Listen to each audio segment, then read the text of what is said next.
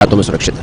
मतदाता सूची के विशेष गहन पुनरीक्षण के तहत गणना फॉर्म वितरण व मैपिंग जारी है। भारत निर्वाचन आयोग द्वारा निर्धारित कार्यक्रम के तहत ग्वालियर जिले में भी SIR कार्य जारी है। BLO द्वारा गणना फॉर्म वितरित करने के साथ साथ फॉर्म भरने में आवश्यक सहयोग भी किया जा रहा। संबंधित SDM एवं ERO व AERO एवं पर्यवेक्षकों द्वारा गणना पत्रक वितरण कार्य का लगातार निरीक्षण कर रहे। कलेक्टर एवं जिला निर्वाचन अधिकारी श्रीमती रुचिका चौहान ने बताया कि जिले में 13 नवंबर तक कुल 12,55,403 मतदाताओं तक गणना प्रपत्र पहुंच चुके हैं। BLO द्वारा अपने अपने क्षेत्र में घर घर जाकर गणना प्रपत्र वितरित किए जा रहे हैं। जिले में कुल मतदाताओं की संख्या 16,49,943 है। इस प्रकार अब तक लगभग 76% मतदाताओं तक गणना फॉर्म पहुंच चुके हैं।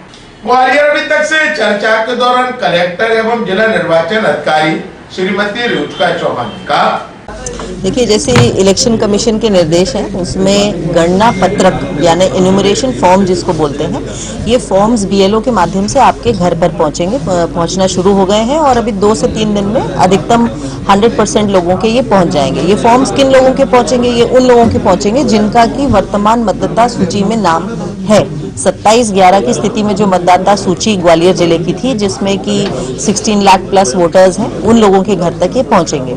अब मतदाता को क्या करना है? मतदाता के पास में जो जरूरी काम ये है कि उस फॉर्म को आप पहले 5 मिनट तक धीरे से एक बार शांति से उसको आप देखें, उसको रखें नहीं, उसको आप देखें। उसमें बड़ी सिंपल तरीके से जानकारी चाहिए गई है, जिसको कि हम एपिक नंबर कहते हैं। एपिक नंबर होता है बेसिकली आपके वोटर ID कार्ड पर जो नंबर होता है वो नंबर, आपका खुद का नाम, आपके यदि खुद का नाम 2003 की मतदाता सूची में था तो 2003 में आप किस जिले में रहते थे, किस स्टेट में रहते थे, किस विधानसभा में रहते थे और वहां पर किस मतदान केंद्र की सूची में आपका नाम था। तो ये कई बार हो सकता है कि स्वाभाविक है कि किसी को 2003 की अपने मतदान केंद्र का नंबर याद नहीं हो। तो इसको फैसिलिटेट करने के लिए इलेक्शन कमीशन ने 2 वेबसाइट्स बताई हैं, एक voters.eci.gov.in और एक है हमारी CO elections MP @nic.in। इसको आप यदि गूगल पे सर्च करेंगे तो आपको करेक्ट लिंक मिल जाएगी। हो सकता है मेरे बोलने में कमी रह गई हो।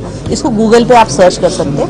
उस लिंक में जा करके आप अपने 2003 के स्टेटस को चेक करेंगे। 2 प्रकार के लोग होंगे, ऐसे लोग, ऐसे मतदाता जो 2003 में मतदाता नहीं थे, कारण क्या होगा कि उनकी उम्र नहीं थी, यानी वो 18 वर्ष से छोटे थे, और ऐसे मतदाता जो 2003 की भी सूची में मतदाता के रूप में पंजीकृत थे। तो जो ऑलरेडी वोटर्स थे वो अपने बूथ की जानकारी फिल करेंगे, और ऐसे लोग जो खुद तब मतदाता नहीं थे लेकिन उनके परिवार से कोई ना कोई जरूर मतदाता था, तो चाहे वो आपके पिता हो, चाहे वो आपके ताऊ हो, चाचा हो, आपके दादाजी हो, उनकी जानकारी आप सर्च करने का प्रयास करेंगे और उसको फिल करके देंगे। ये सारी एक्सरसाइज इसलिए हो रही है कि मतदाता सूची में कोई भी एलिजिबल वोटर छूटे नहीं और कोई भी इनएलिजिबल वोटर रहे नहीं। मतलब जो हमारे या तो उसको लॉ ने बार किया हो या फिर वो हमारे देश का नागरिक नहीं हो, तो ऐसे व्यक्ति को हमारे वोटर्स लिस्ट में नहीं होना चाहिए। ऐसे कई लोग हैं जो अपने फॉर्म को सुविधाजनक पूर्ण तरीके से नहीं भर पा रहे हैं, और ग्रामीण क्षेत्र में कई बार ऐसा होता है कि लोगों के पास में जो नॉन एंड्रॉयड फोन्स कहेंगे वो फोन्स होते हैं, तो सर्च करने में कहीं समस्या महसूस करते हैं। तो 2-3 ऑप्शंस इसमें हमारे ऐसे वोटर्स के पास में। पहला है, हमने अपने समस्त लोक सेवा केंद्रों को ये निर्देश दिए हैं कि कोई भी व्यक्ति यदि उनके पास में आते हैं तो उसका वो वोटर की वेबसाइट पर उनके डिटेल्स सर्च करके उनको एक कागज पर उपलब्ध करा दें, यानी वोटर उसको लिख करके वापस अपने साथ ले जा सके। ग्राम पंचायत के लेवल पे यदि हम देखें तो हमारा एक सपोर्ट ग्रुप की तरह हम एक कॉन्स्टिट्यूट कर रहे हैं, जिसमें हमारे सचिव, GRS, आंगनवाड़ी कार्यकर्ता, आशा कार्यकर्ता और ऐसे कुछ एक्टिव लोग जो कि फॉर्म से रिलेटेड जानकारी सर्च कर सकते हैं, उसमें वो एक्टिवली ऐसे लोगों की मदद करेंगे। साथ ही यहाँ पर पॉलिटिकल पार्टीज का भी इम्पोर्टेंट रोल है, जो उनके द्वारा अपॉइंटेड BLA है, बूथ लेवल एजेंट्स हैं, वो भी इस कार्य को इसको सर्च करने में मतदाताओं की मदद कर